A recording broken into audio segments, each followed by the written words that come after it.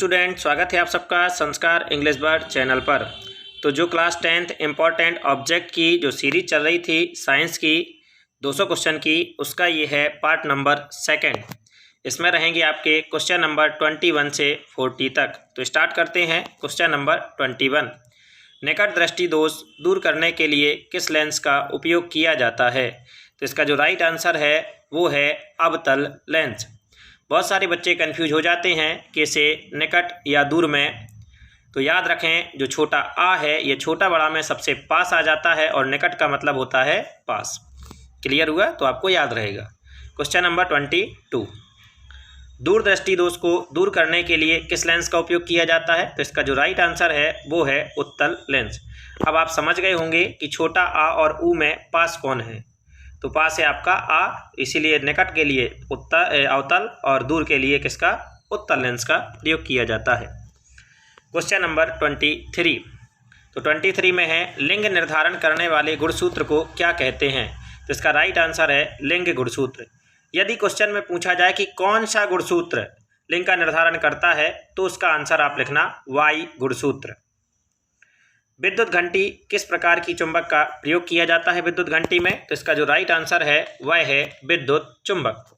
ठीक है, विद्युत घंटी में कौन सी चुंबक का प्रयोग किया जाता है? विद्युत चुंबक का। Question number 25। तंत्रिका तंत्र की सूक्ष्मतम इकाई क्या कहलाती है? तो इसका जो राइट आंसर है वह है न्यूरॉन। क्या है? न्यूरॉन। आ जाते हैं क्वेश्चन नंबर 26 पर। तो क्वेश्चन नंबर 26 कहता है कि विद्युत परिपथ की सुरक्षा के लिए प्रयुक्त युक्ति का नाम लिखिए। तो इसका जो राइट आंसर है वह है विद्युत फ्यूज। ये क्या करता है? घरों में जो परिपथ है उसको बचाता है, यानी सुरक्षा करता है। 27। वाहनों में पीछे का दृश्य देखने के लिए किस दर्पण का उपयोग किया जाता है? तो पीछे का दृश्य देखने के लिए उत्तल दर्पण का प्रयोग किया जाता है, क्योंकि ये क्या करता है? बड़ी वस्तु का छोटा प्रतिबिंब बनाता है। क्लियर? क्वेश्चन नंबर 28 कहता है अधातुएं प्रायः विद्युत की होती हैं। तो अधातुएं कैसी होती हैं? तो ये होती हैं, अधातुएं जो होती हैं विद्युत की कुचालक। यदि ऊष्मा का भी पूछे तो ऊष्मा की भी कुचालक ही होती हैं। अगला क्वेश्चन, धातुएं प्रायः विद्युत की होती हैं। तो जो धातुएं होती हैं ये विद्युत की सुचालक होती हैं। विद्युत की जगह यदि ऊष्मा पूछ दिया जाए कि ऊष्मा की होती हैं तो भी सुचालक ही लगाना धातुओं में। अगला, वस्तुओं को हम ... की उपस्थिति में देख सकते हैं।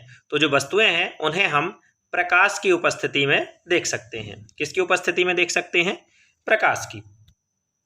Question number 31। डीएनए का पूरा नाम लिखिए।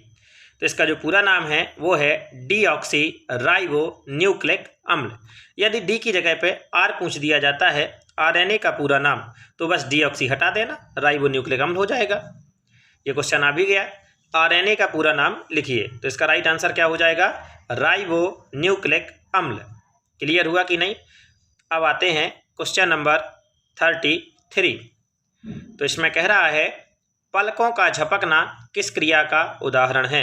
जो हमारी पलकें झपकती हैं ये किस क्रिया का उदाहरण है? तो ये है प्रतिवर्ती क्रिया का उदाहरण। किसका उदाहरण है? प्रतिवर्ती क्रिया का। नेक्स्ट आते हैं क्वेश्चन नंबर 34। शुद्ध जल का पीएच मान होता है। जो शुद्ध जल होता है ये वर्षा का जल होता है। इसका पीएच मान होता है 7। यदि 7 से कम हो जाता है तो अम्लीय हो जाता है और 7 से ज़्यादा होता है तो क्या हो जाता है? क्षारीय।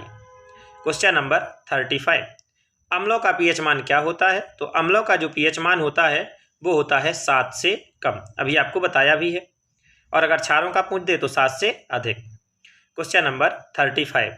इसमें पूछा गया है क्षारों का पीएच मान होता है। क्षारों का जो पीएच मान होता है वह होता है 7 से अधिक। Question number 37। इसमें कह रहा है श्वसन एक ... अभिक्रिया है। श्वसन किस प्रकार की अभिक्रिया है? तो ये है ऊष्माक्षेपी। 2 नंबर का क्वेश्चन भी आपका इंपॉर्टेंट यही बनता है कि श्वसन एक ऊष्माक्षेपी अभिक्रिया है, क्यों? नेक्स्ट क्वेश्चन, वे रासायनिक अभिक्रियाएं जिनमें प्रकाश का अवशोषण होता है ... कहलाती हैं। प्रकाश का अवशोषण होता है तो प्रकाश रासायनिक अभिक्रिया कहलाती हैं। भाई यहाँ अगर प्रकाश की जगह पर ऊष्मा आ जाता तो इन्हें ऊष्मा शोषी कहते। समझ गए? Question number 39। वे अभिक्रियाएं जिनमें अभिकारकों के बीच आयनों का आदान प्रदान होता है कहलाती हैं। तो ऐसी अभिक्रियाएं कहलाती हैं द्विविस्थापन अभिक्रियाएं। इन्हें इंग्लिश में डबल डिस्प्लेसमेंट रिएक्शन बोलते हैं। लास्ट क्वेश्चन है 40 नंबर।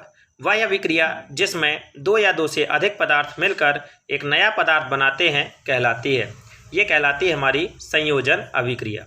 एक और क्वेश्चन पूछा जाता है संयोजन अभिक्रिया की विपरीत, तो कौन सी है? वियोजन अभिक्रिया। क्लियर हुआ? क्लास 6 से लेकर के 12th तक यदि कोई भी बच्चा ऑफलाइन क्लास लेना चाहता है या किसी भी विषय के नोट्स प्राप्त करना चाहता है तो इस नंबर पर संपर्क करें। ये पढ़ते रहना है, मुस्कुराते रहना है। जय राम जी की।